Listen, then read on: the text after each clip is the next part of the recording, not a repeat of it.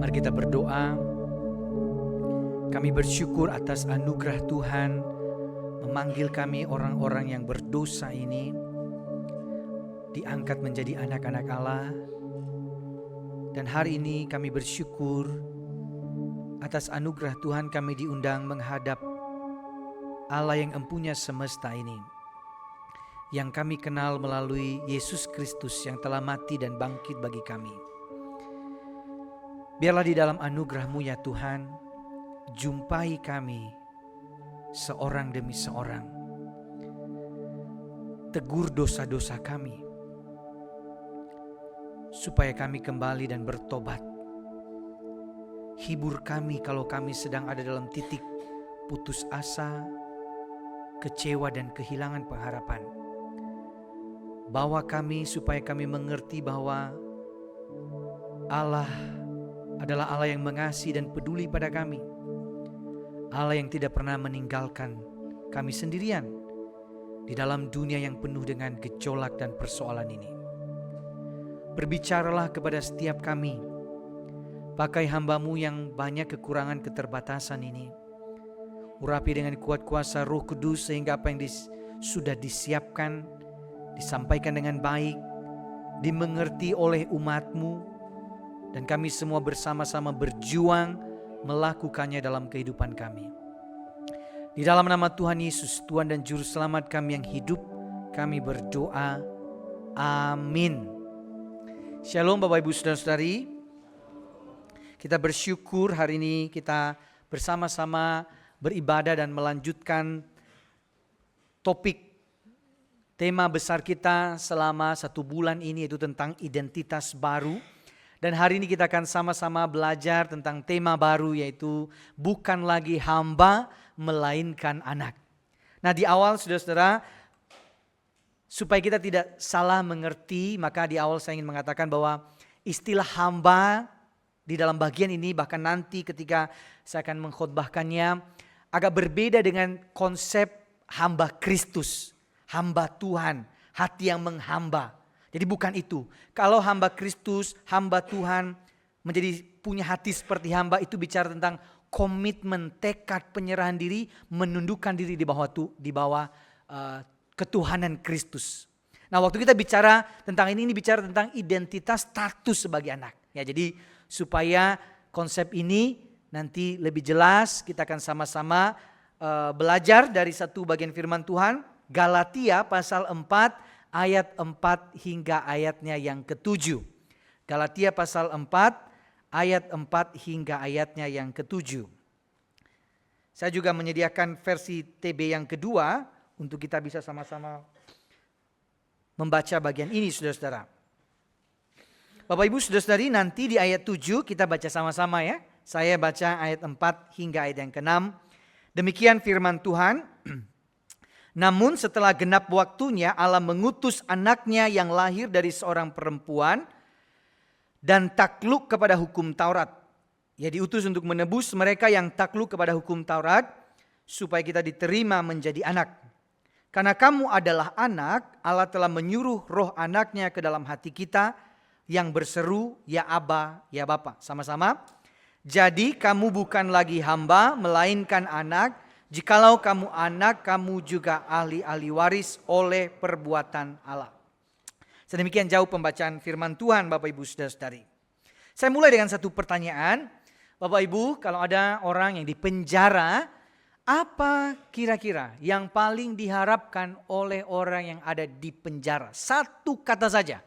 Harapannya apa? Bebas. Kita sepakat dengan ini. Orang yang ada di penjara, satu kata yang diharapkan, bebas. Tapi kalau seandainya ada orang yang di penjara, kemudian waktu dia dibebaskan, dia tidak mau bebas, apa satu kata untuk orang ini? Aneh, apalagi? Bodoh. Enggak normal. Saudara-saudara, tetapi ini pernah terjadi. Bahkan ada beberapa berita beberapa tahun yang lalu. Tapi yang paling dekat ada tahun lalu, saudara-saudara. Ada seorang narapidana dibebaskan, kemudian waktu diberitahukan bahwa hari ini kamu sudah selesai masa tahanan kamu, Tapi dia ngomong bahwa dia tidak mau dibebaskan. Di luar dia bingung, gak tahu mau kerja apa dan sebagainya. Dan dia bilang, boleh gak Pak, di dalam aja, bantu-bantu apa kayak begitu ya saudara ya. Jadi waktu kita mendengar dan membaca berita ini rasanya tadi ya, aneh, bodoh. Ngapain sih masuk di dalam gitu? Udah dibebaskan, itu yang diharapkan, kok malah masih mau di dalam penjara. Poin saya begini saudara. Kalau kita refleksikan secara rohani, kadang-kadang kita juga modelnya seperti ini. Saudara, ibaratnya kita ini sudah dibebaskan dari penjara hukuman dosa. Tapi aneh ya, kok kita kadang-kadang pengen balik lagi ke penjara dosa itu. Apa satu kata buat kita? Aneh, kita kayak gitu kan kadang-kadang saudara. Kita sudah dibebaskan dari belenggu dosa oleh anugerah Tuhan. Tapi dalam perjalanan beriman kita masuk ke namanya penjara dosa. Ada orang Kristen sudah dibebaskan oleh darah Kristus. Tapi balik lagi ke penjara dosa, mereka sudah dibebaskan oleh Kristus, tapi mereka membiarkan kebencian, kepahitan, percabulan, keserakahan, kebiasaan-kebiasaan lama, dosa-dosa menguasai mereka. Balik lagi ke kehidupan yang lama. Aneh. Udah dibebaskan kok balik lagi ke penjara dosa. Dan yang kedua saudara, ada orang-orang Kristen modelnya sudah dibebaskan, tapi balik lagi ke namanya penjara legalisme. Apa maksudnya? Ada orang-orang Kristen sudah dibebaskan semua karena anugerah Allah. Tapi dia balik lagi ke hukum moral, hukum Taurat. Sepertinya aku akan diterima oleh Allah kalau aku cukup taat, cukup rajin, cukup melayani. Kalau aku cukup melakukan perbuatan baik, performaku baik di hadapan Allah, aku baru diterima oleh Allah. Aneh. Sudah dibebaskan, masuk lagi ke dua penjara ini. Maka saudara, Timothy Keller memberikan satu statement yang selaras dengan pernyataan ini. Ada dua cara untuk menjadi juru selamat dan Tuhan bagi diri kita sendiri, yakni dengan melanggar semua hukum moral dan menetapkan jalan kita sendiri, atau dengan menjaga semua hukum moral dan menjadi orang yang sangat baik. Apa maksudnya? Dia bilang dua-duanya perbudakan. Yang satu diperbudak oleh dosa, hidup untuk dirinya sendiri, melakukan bebas, melakukan dosa sesukanya, jalannya sendiri. Tapi yang kedua juga diperbudak oleh usaha untuk menyelamatkan dirinya sendiri. Padahal saudara-saudara, Injil memberitakan kabar baik yang jauh lebih indah. Kristus bukan hanya membuka pintu supaya kita dibebaskan dari penjara. Ia mengeluarkan kita dari sana. Ia menghapus status kita sebagai budak dosa. Lalu ia bawa kita masuk ke dalam keluarga Allah. Dia berikan identitas baru sebagai anak-anak Allah. Dan kalau sudah dibebaskan, jangan balik lagi ke penjara itu. Ini latar belakang surat Galatia, saudara-saudara.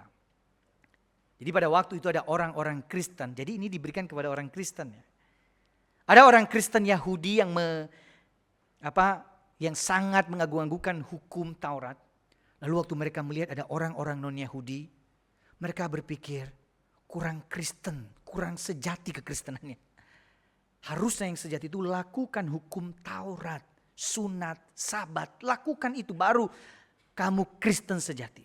Maka Paulus dianggap kamu ini kurang ngerti kekristenan. Betul anugerah, betul percaya Yesus percaya, tapi kurang hukum itu.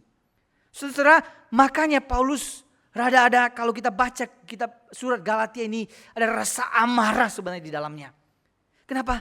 Kenapa sih kalian ini sudah dibebaskan dari budak, udah jadi anak, kok mau jadi budak lagi? Udah dibebaskan, dikeluarkan dari penjara, masuk lagi ke penjara, ngapain? Hidup dalam hukum, ngapain? Buat apa? Saudara-saudara, sekali lagi ini tidak dibicarakan kepada orang bukan Kristen. Ini orang Kristen. Maka kalau kita bagi, ada orang Kristen dalam perjalanan beriman, percaya Yesus, percaya. Tapi dia punya mentalnya ada dua jenis, saudara. Ada orang Kristen bermental budak, ada orang Kristen bermental sebagai anak.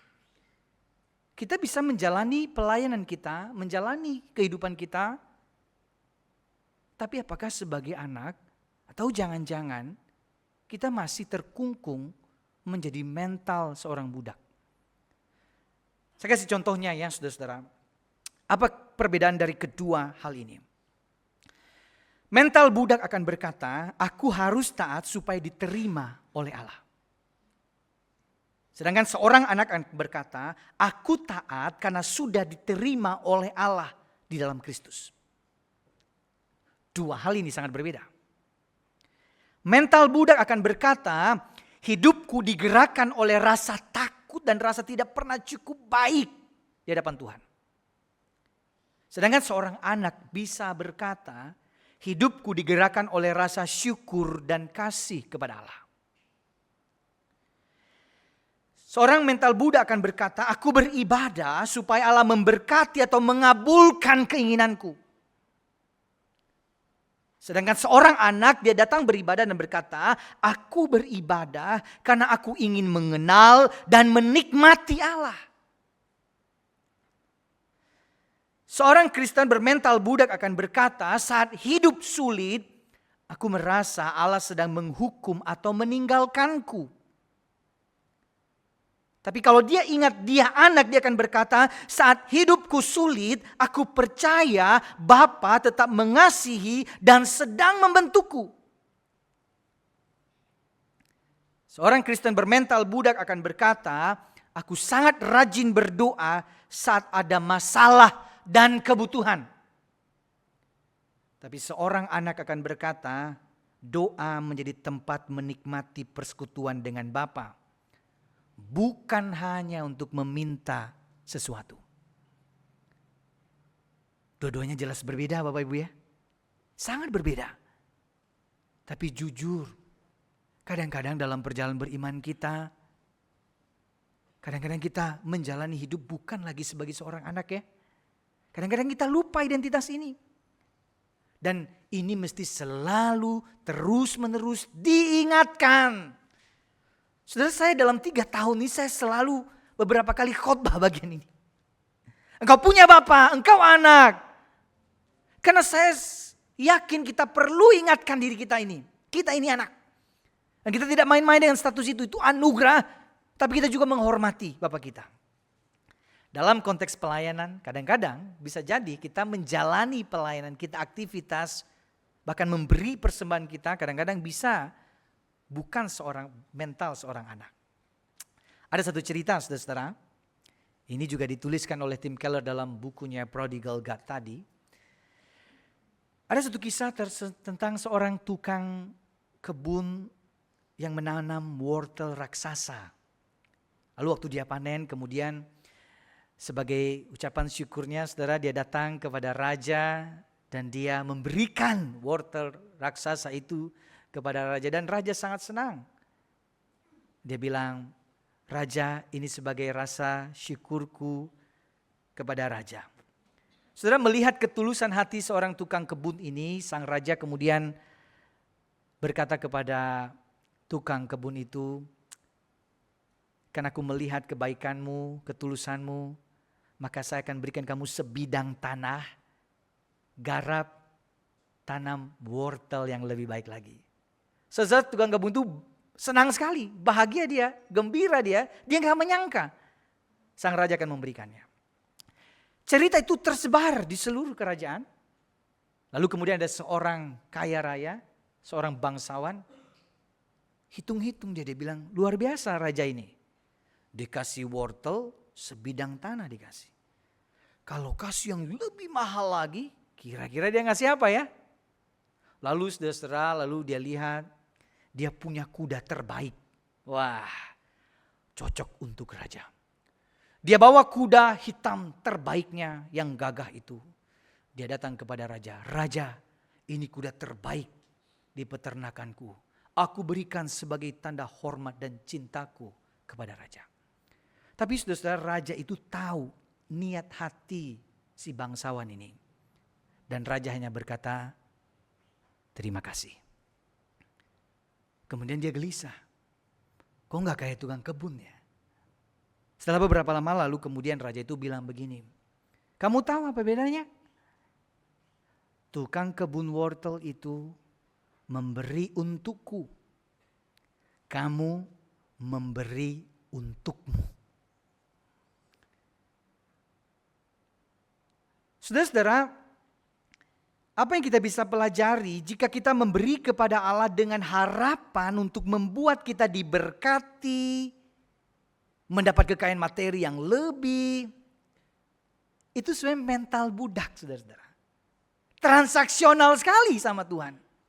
Kita melihat dia sebagai mesin ATM. Makanya Tuhan, saya beri perpuluhan saya, berikan lebih banyak kepada saya. Saya melayani mati-matian untuk Tuhan. Tolong Engkau berikan kekayaan materi buat saya. Apa bedanya kita dengan seorang budak? Mengharapkan imbalan. Dan Tuhan bilang, statusmu bukan budak, kamu anak. Saudara-saudara, maka inilah yang sedang dilupakan oleh jemaat Galatia. Mereka sudah menerima anugerah, mereka sudah terima kebebasan, mereka sudah dibebaskan dari penjara hukum legalisme itu. Tapi waktu datang guru-guru palsu, mereka goyang imannya. Mereka bilang, iya kayaknya benar juga, Yesus tidak cukup bagiku. Perlu aku melakukan sesuatu supaya aku diterima oleh Allah. Mereka diajak mundur untuk melihat relasi dengan Allah dalam tanda kutip relasi transaksional. Dan ini kemunduran rohani. Saudara, beberapa waktu ini ritme kami berbeda, mulai ritme baru di keluarga, yaitu mulai mengantar anak ke sekolah. Ya saudara-saudara ya, mengantar anak dan menjemput anak. Ya, saudara, satu kali kemudian ketika di sekolah kan di situ ada semua anak-anak ya. Di metode ada TK, SD, SMP, SMA. Untuk menjalani TK berarti mulai dari awal lagi ya, ajar, main, belajar yang disiplin yang paling basic. Tapi saya berpikir ya, bagaimana kalau seseorang ini sudah melewati fase TK, SD, SMP, SMA. Kira-kira mau gak dia anak SMA? Aku mau balik lagi ke TK Mau gak saudara? Ada yang mau ya? Tasya mau katanya. Normalnya. Bukan berarti tidak normal yang tadi ya. Normalnya saudara, mau gak? Rasanya gak mau ya? Mundur lagi. Belajar yang paling basic lagi. Hal yang sudah itu gak usah dilakukan lagi. Kita sudah bukan itu. Tapi yang terjadi pada jemaat Galatia ini tahu apa saudara? Mereka mengalami kemunduran rohani lagi. Sudah dibebaskan dari perbudakan legalisme itu. Diangkat menjadi anak. Mereka mundur beberapa langkah. Masuk lagi kepada penjara legalisme itu. Seperti masuk lagi kepada TK rohani itu lagi saudara. Balik lagi ke paling yang sebenarnya sudah. Bukan di situ tempatnya lagi. Kalian sudah dibebaskan, kalian sudah terima anugerah Allah itu. Bagi Paulus, saudara, ini bukan cuma perbedaan pendapat, saudara. Tapi ini sebuah kemunduran rohani yang sangat serius. Mengapa orang yang sudah dibebaskan ingin kembali jadi budak? Mengapa orang yang sudah diterima sebagai anak Allah ingin lagi hidup seperti seorang budak? Maka Paulus berkata, jadi engkau bukan lagi hamba, melainkan anak. Ini pernyataan saudara. Paulus tidak berkata, jadi suatu hari nanti engkau akan menjadi anak. Bukan itu. Paulus juga tidak berkata, kalau kamu cukup taat, cukup baik, mungkin saja ya kamu bisa jadi anak. Bukan itu. Jelas sekali Paulus memberikan kalimat tegas, engkau bukan hamba. Itu statusmu yang lama. Hari ini engkau anak, itu status dan identitasmu yang baru. Dan ini perbedaan yang jelas sekali antara budak dengan anak, hamba dengan anak. yang namanya anak dan budak mungkin bisa tinggal dalam satu rumah. Tapi tentu saja berbeda. Anak punya hak waris, budak tidak. Anak melakukan segala sesuatu dengan kerelaan dan sesukanya karena itu adalah rumahnya. Tapi budak masih dicemasi dengan ketakutan. Nanti jangan-jangan kalau kinerja saya tidak baik, saya bisa saja dipecat, saya bisa dibuang dan sebagainya. Kita bisa ada dalam satu rumah sebagai keluarga Allah, tapi kita bisa punya mental yang berbeda, saudara. Mental sebagai budak atau mental sebagai anak. Maka Bapak Ibu Saudara-saudari, Injil adalah kabar baik. Allah bukan hanya membebaskan kita dari penghukuman hukum Taurat. Allah melakukan sesuatu yang jauh lebih besar. Ia mengangkat kita menjadi anak-anaknya. Kita bukan hanya dibebaskan dari penjara, tapi dipindahkan ke dalam rumah Bapa. Kita tidak hanya menerima pengampunan, tapi kita diberi identitas yang baru sebagai anak-anak Allah. Dan ini kita perlu ingatkan terus-menerus kepada diri kita. Maka saudara J.I. Packer mengatakan seperti ini ketika dia bahas tentang doktrin anak-anak Allah ini. Di awal dia mengatakan, memberikan pertanyaan, siapa orang Kristen itu? Dan dia berkata, pertanyaan ini bisa dijawab dengan banyak cara. Namun jawaban paling kaya yang saya ketahui adalah orang Kristen adalah seorang yang memilih Allah sebagai Bapanya. Lalu di halaman-halaman selanjutnya dia berkata, adopsi atau diangkat menjadi anak merupakan hak istimewa yang tertinggi yang ditawarkan Injil, bahkan lebih tinggi daripada pembenaran. Apa maksudnya saudara-saudara? Bahwa menjadi anak-anak Allah itu sangat-sangat istimewa. Ibarat seperti seorang hakim datang berkata, kamu bebas. Kamu tidak dihukum.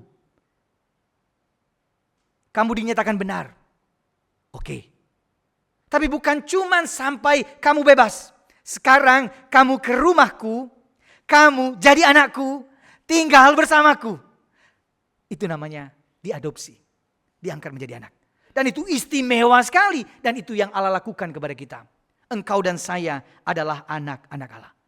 Pertanyaannya gimana? Kok bisa budak dosa jadi anak Allah? Bagaimana mungkin orang-orang yang dahulunya hidup dalam penjara legalisme dan dosa itu sekarang sudah dibebaskan menjadi anak-anak Allah?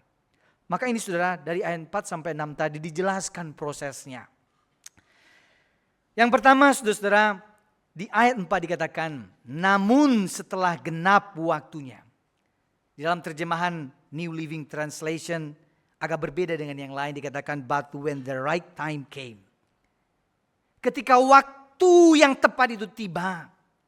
Waktu apa? Waktunya Tuhan, bukan waktunya saya. Waktu Tuhan tiba, maka Tuhan mengutus anaknya. Apa artinya saudara? Segala sesuatunya sudah dalam rancangan Allah. Maka waktu kapan Yesus lahir dalam dunia ini, itu sudah dalam rancangan Allah. Itu waktunya Tuhan. Maka kalau orang bertanya, kenapa ya waktu Adam jatuh dalam dosa, kenapa enggak langsung datang Mesias begitu?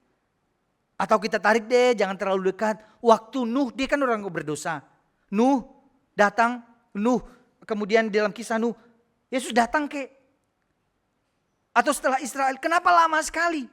Nah jawabannya adalah waktunya Tuhan. Kita nggak ngerti, tapi itu adalah rancangannya Tuhan. Ya, itu adalah kendalinya Tuhan. Tapi itu waktu yang terbaik menurut versinya Tuhan. Tuhan mengutus anaknya Yesus Kristus. Saudara, waktu seal, anak-anak itu yel-yelnya ini. Udah siap belum? Betul ya? Udah siap belum? Itu kan sebenarnya lagu yang lagi viral belakangan ini. Ya, udah siap belum? Tapi kalau direnung-renungkan saudara. Lagu ini kalau diulang-ulang terus. Itu bisa bikin orang marah loh saudara. Misalnya ya, bapak-bapak mau ke gereja, istrimu lagi dandan di kamar. buka kamar. Udah siap belum? Jawabannya masih halus kan? Belum. Coba ulang kedua kali. Udah siap belum? Jutek tuh. Hati-hati ya. Ketiga kali saudara. Udah siap belum? Ibu-ibu ngapain?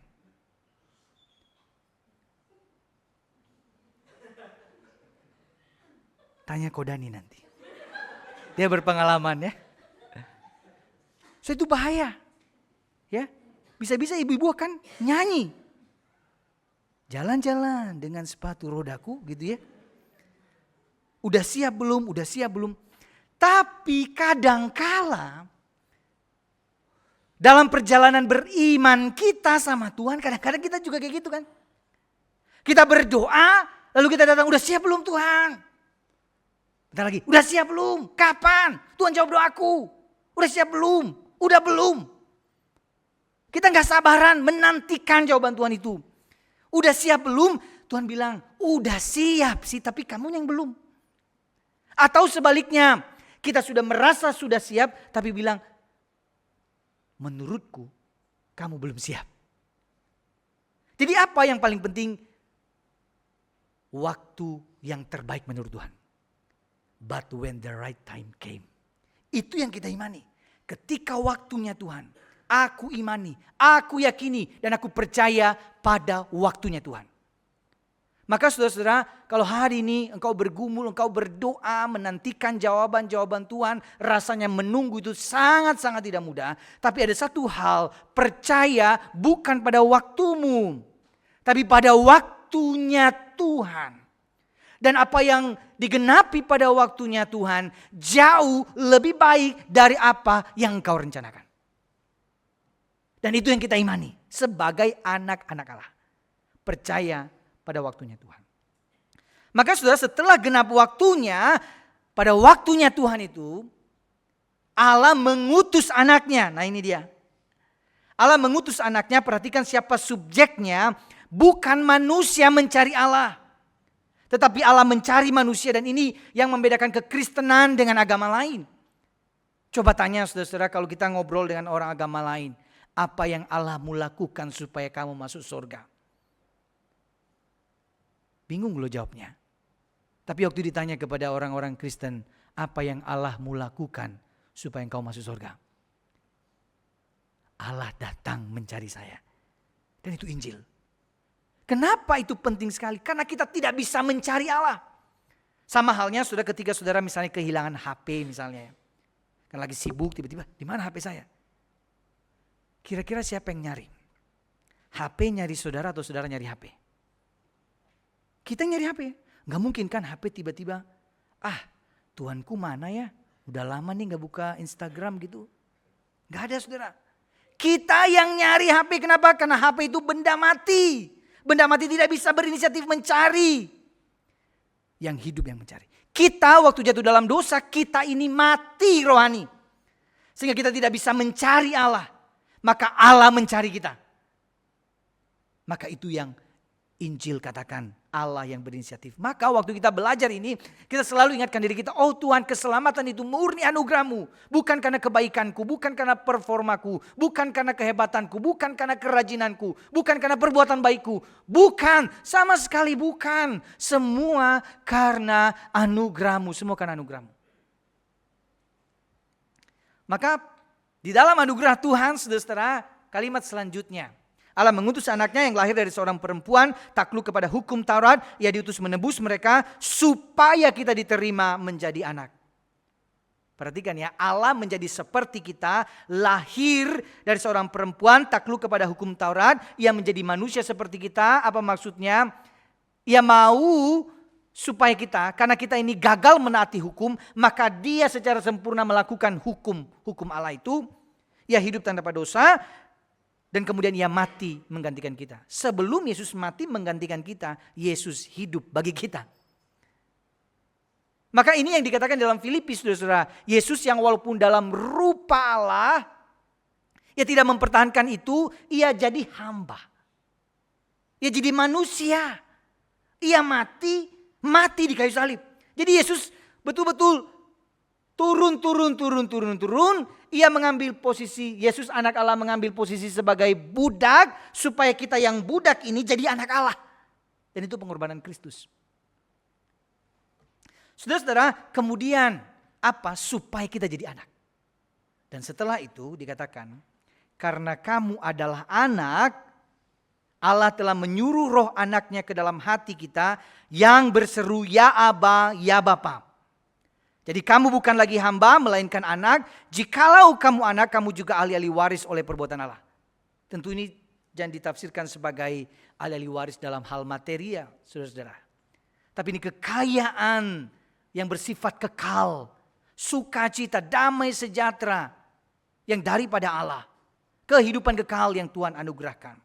Maka saudara, kalau kita baca baik-baik Galatia ini, saudara kan sangat terkagum melihat bagaimana Allah Tritunggal bekerja untuk proses mengangkat kita menjadi anak. Allah Bapa ada di sana, Allah Anak ada di sana, Allah Roh Kudus ada di sana. Itu indah sekali. Sehingga ini untuk menekankan, menegaskan kepada kita, sekarang engkau adalah anakku. Sehingga hari ini saudara dan saya bisa berkata, ya Aba, ya Bapa. Ini sebutan yang sangat istimewa, sangat intim, sangat spesial sekali. Kita bisa datang kepada Allah dengan hubungan yang sangat dekat dan kita bilang, my daddy, papiku. Sekarang coba ya, kalau Bapak Ibu berdoa, coba bedakan sensasinya ya. Waktu Bapak Ibu bilang, Pa, hari ini aku takut sekali. Beda kan? Itu tuh. Kedekatan yang kuat sekali. Kita bisa ngobrol sedekat itu sama Bapa. Dan itu semua karena karya Kristus. Dan Roh Kudus ada dalam dirimu. Sehingga engkau bisa menyebut dan memanggil dia Bapa. Dan itu istimewa sekali, saudara. Maka kalau sudah istimewa, sudah dibebaskan dari perbudakan itu, jangan balik lagi hidup dalam perbudakan. Hiduplah sebagai seorang anak. Ada satu cerita, saudara-saudara. Ada seorang anak, dia sudah lama tinggal di panti asuhan. Lalu kemudian ada sebuah keluarga kaya kemudian mengadopsi anak ini. Sudah disah secara hukum, dia dibawa ke rumahnya. Tapi di hari-hari pertama anak ini ketika dia masuk ke dalam rumah yang besar itu, karena dia sudah terbiasa di panti asuhan selalu izin. Waktu dia masuk ke rumah itu juga sama. Dia buka kulkas, dia lihat makanan, Pa, ini boleh makan. Lalu kemudian dia di sofa, dia bilang, Pa, boleh duduk. Dia masuk ke dalam kamar, Pa, boleh tidur di situ.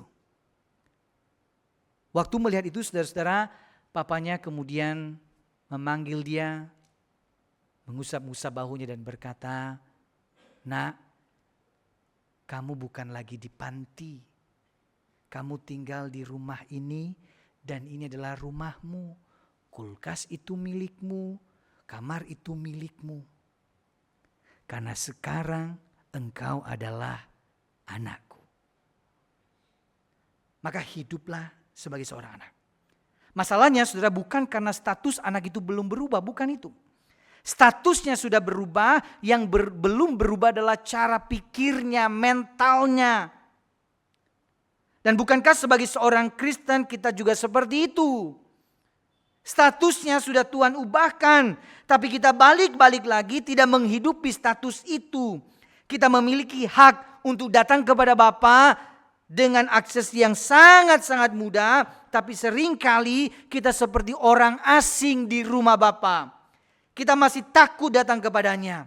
Kita merasa bahwa saya perlu menjadi lebih baik supaya diterima oleh Bapa. Saya perlu menjadi betul-betul beres, suci, tanpa dosa, saya baru datang kepada Bapa. Saya perlu lebih cukup rajin melayani, cukup banyak berdoa, cukup berhasil jadi orang Kristen yang baik, barulah kemudian saya datang kepada Bapa. Padahal Injil berkata yang lain, saudara-saudara. Engkau bukan lagi hamba, engkau adalah anak. Maka saudara, kalau Tuhan sudah membebaskan kita dari penjara itu, jangan balik lagi ke penjara itu. Paulus menuliskan, jadi engkau bukan lagi hamba, melainkan anak. Ini penting sekali. Coba ganti kata engkau itu dengan nama kita sendiri. Oke? Terus ngomong ke kiri kanan kita. Misalnya jadi Yunus bukan lagi hamba, melainkan anak. Jangan ganti nama Yunus semua, jadi nama saya semua, saudara ya. Nama masing-masing dong ya. Coba lihat ke kiri kanan, katakan ke kiri kanan kita ya.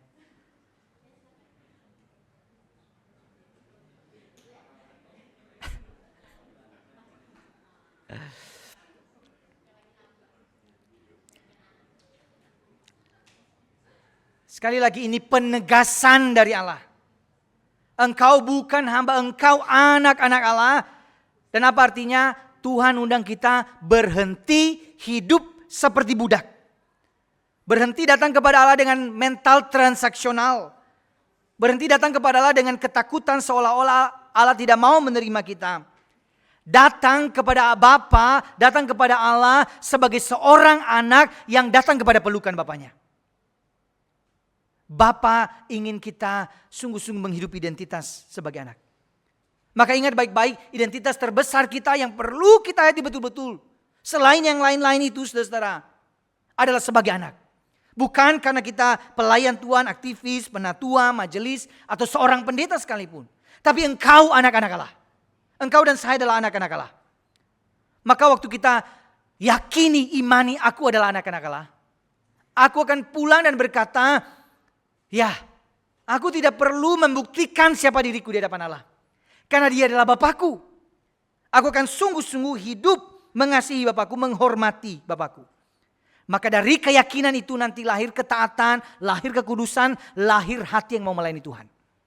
Karena kita tahu kita adalah anak-anak Bapa di surga. Jemaat yang terkasih, mungkin ada di antara kita yang hari ini mungkin sudah tidak punya Bapa.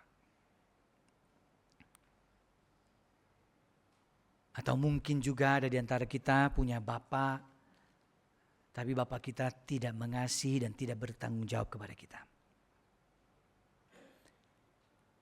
Hari ini saya ingin berkata, betul. Walaupun engkau tidak punya Bapa di dunia, walaupun mungkin bapamu menyakitimu, tapi hari ini firman Tuhan berkata, engkau punya Bapa yang sempurna. Bapa kita yang di surga. Dan itu jauh lebih indah, jauh lebih istimewa. Karena di dalam Kristus, Allah telah melakukan segala sesuatu yang tidak mungkin kita lakukan sendiri. Melalui kematian dan kebangkitan Yesus, status kita diubah. Kita bukan lagi hamba, kita bukan orang asing. Kita adalah anak-anak Allah. Maka kalau kita adalah anak-anak Allah, saudara-saudara, di dalam Roma dikatakan begini. Semua orang dipimpin roh Allah adalah anak Allah. Sebab kamu tidak menerima roh perbudakan yang membuat kamu menjadi takut lagi. Tetapi kamu telah menerima roh yang menjadikan kamu anak Allah. Waktu kita percaya kita adalah anak-anak Allah, tidak ada ketakutan lagi dalam diri kita. Karena kita tahu aku tidak sendirian. Serumit apapun, sebanyak apapun masalahnya, aku punya Bapa. Maka waktu aku mengalami kelelahan, waktu aku mengalami kekhawatiran, aku mengalami kecemasan, aku mengalami pergumulan, penderitaan yang begitu berat, aku bisa dengan mudah datang kepada Bapakku dan berdoa kepada Dia dan meminta kekuatan dari Dia. Itu keistimewaan seorang anak. Kapanpun, dimanapun. Engkau sedang berada di jalan, di kantor, di tempat kerjamu, di sekolahmu, di rumah, lagi di dapur. Intimidasi, dosa-dosa itu datang. Engkau tahu, ingat, aku anak Allah. Aku datang kepada Bapa. Aku mohon ampun kepadanya. Aku berdoa meminta kekuatan daripadanya. Itu anak Allah. Maka saudara-saudara, mari kita kembali dengan perspektif baru ini. Diubahkan oleh Allah. Karena kita adalah anak-anak Allah.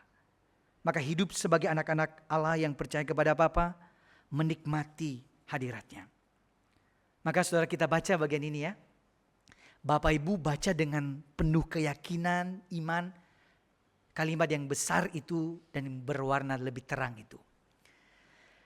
Ketika rasa takut datang menghampirimu, katakan. Ketika rasa bersalah menghantuimu, katakan. Ketika penderitaan dan masalah terasa begitu berat, katakan.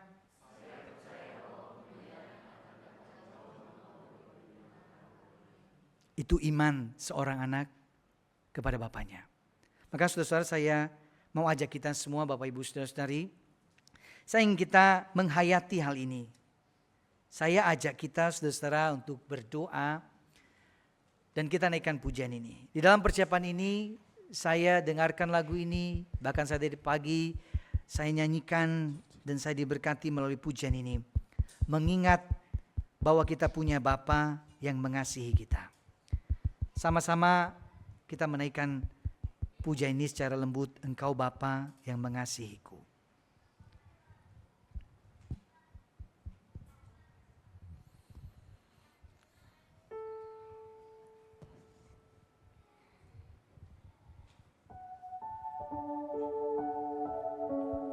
Waktu kita menyanyikan lagu ini, hayati identitasmu sebagai anak-anak yang datang kepada Bapa, apa adanya kepada Bapa di sorga.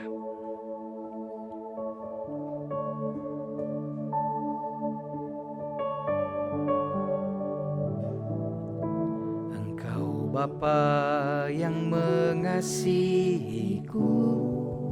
tak kau pandang bentuk dan rupaku.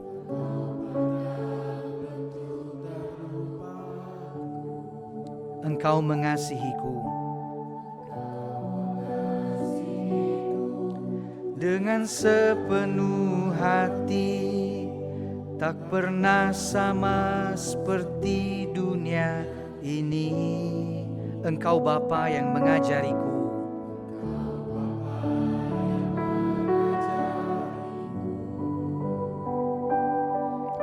melewati badai langit biru. Kau yang buatku terbang bagaikan raja wali, mengatasi segala pencobaan. Kau Bapa-Ku yang baik, mengerti bahasa tetesan air mata, tak kau biarkan ku berjalan sendirian, sebab kau Bapa-Ku yang baik, engkau sungguh baik. Saudara-saudara, biarkan instrumen memuji Tuhan juga. Tapi saya ajak kita saudara-saudara, hari ini datang sebagai seorang anak, datang kepada Bapamu yang di sorga, apa adanya. Sampaikan perasaanmu, kekecewaanmu, ketakutanmu, kekhawatiranmu, bahkan kekagumanmu, apapun itu. Tapi kau berdoa secara pribadi, berbicaralah layaknya seorang anak kepada Bapa di sorga. Silakan ambil waktu berdoa secara pribadi kepada Bapa kita.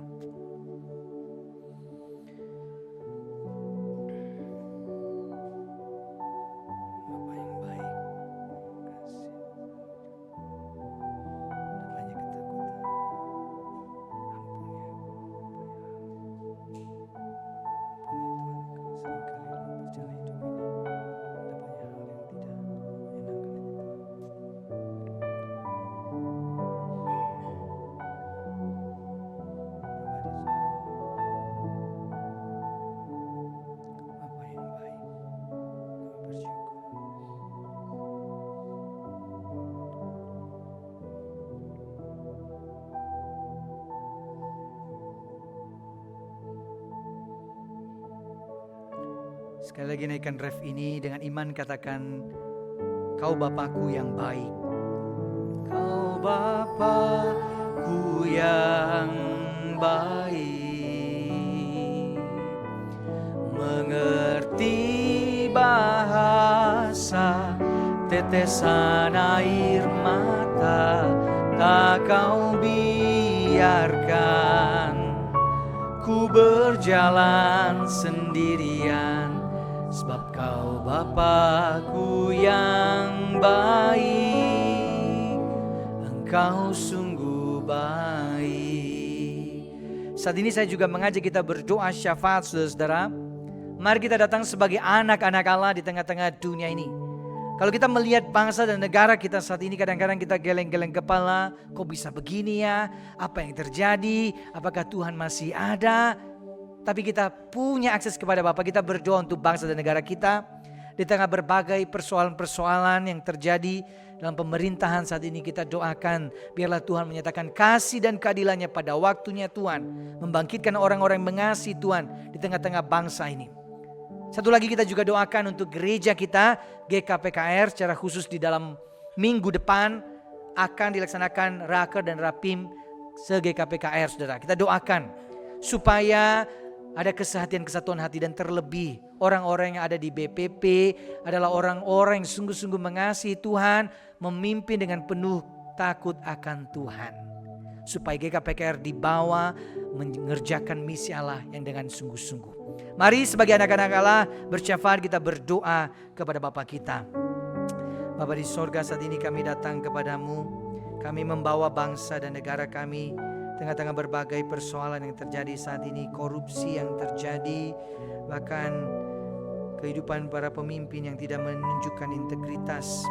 Tuhan, kami serahkan bangsa ini ke dalam tangan-Mu. Tengah konflik sosial, politik, ekonomi, kami sungguh-sungguh berdoa mohon belas kasihan-Mu.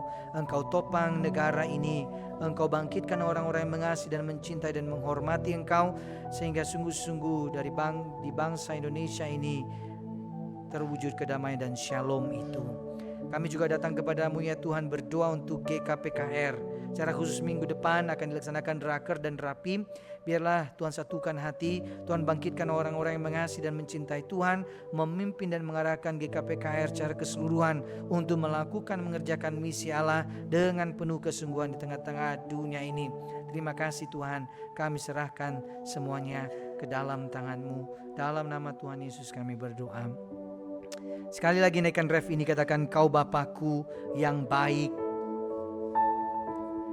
Kau Bapakku yang baik, mengerti bahasa tetesan air mata, tak Kau biarkan ku berjalan sendirian, sebab Kau Bapakku yang baik, Engkau sungguh baik.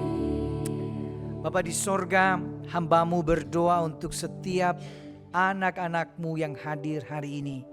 Engkau tahu pergumulan mereka, Engkau tahu setiap tetesan air mata, Engkau tahu jeritan hati mereka, Engkau tahu segala macam perasaan yang sedang mereka alami saat ini. Ada yang takut, ada yang kecewa, ada yang sedih, ada yang mengalami berbagai persoalan-persoalan. Ya Tuhan, biarlah firman-Mu sungguh-sungguh meneguhkan hati jemaat-Mu bahwa mereka adalah anak-anak-Mu. Mereka bisa datang kepada Bapa tanpa ada protokoler, tanpa ada batasan, memanggil Engkau, ya Aba, ya Bapa. Biarlah Engkau teguhkan terus iman jemaat-Mu dengan segala persoalan pergumulannya. Kiranya setiap umat-Mu selalu mengingat status baru, identitas baru sebagai anak-anak Allah itu menghidupinya, hidup menghormati Bapa, hidup sungguh-sungguh mengasihi Bapa, meninggalkan dosa, keluar dari penjara-penjara dosa dan penjara legalisme itu, dan kembali menikmati keindahan Injil yang sudah membebaskan setiap kami. Hamba-Mu berdoa ya Tuhan, berkati setiap jemaat-Mu, berkati apa yang mereka kerjakan dan usahakan. Berkati keluarga-keluarga, anak-anak semuanya. Tuhan sertai, Tuhan berikan kesehatan, kekuatan kepada mereka. Engkau juga memberkati untuk setiap orang-orang muda di tempat ini. Bangkitkan hati yang terus mengasihi, mencintai dan melayani Tuhan. Engkau juga yang terus menyertai setiap jemaat-jemaat-Mu yang sedang sakit. Biarlah Tuhan berikan kesembuhan kepada mereka. Dan biarlah di dalam segala pergumulan-pergumulannya mereka terus menanti dan berharap kepada Tuhan. Engkau yang terus bentuk jemaat-Mu. Jika di dalam masa-masa ini setiap jemaat-Mu sedang adalah masa menunggu, menanti doa jawaban Tuhan. Ajar jemaat-Mu untuk percaya pada waktunya Tuhan dan terus setia melakukan perintah Tuhan. Terima kasih Tuhan, biarlah sungguh-sungguh firman-Mu terus berbicara kepada setiap kami. Ini doa kami yang kami naikkan hanya di dalam nama Tuhan Yesus Kristus yang sudah mengajarkan kami berdoa demikian. Bapa kami yang di sorga, dikuduskanlah nama-Mu, datanglah kerajaan-Mu, jadilah kehendak-Mu di bumi seperti di sorga. Berikanlah kami pada hari ini makanan kami yang secukupnya, dan ampunilah kami akan kesalahan kami, seperti kami juga mengampuni orang bersalah kepada kami. Dan janganlah membawa kami ke dalam pencobaan, tapi lepaskanlah kami daripada yang jahat, karena Engkau yang punya kerajaan dan kuasa dan kemuliaan sampai selama-lamanya. Amin.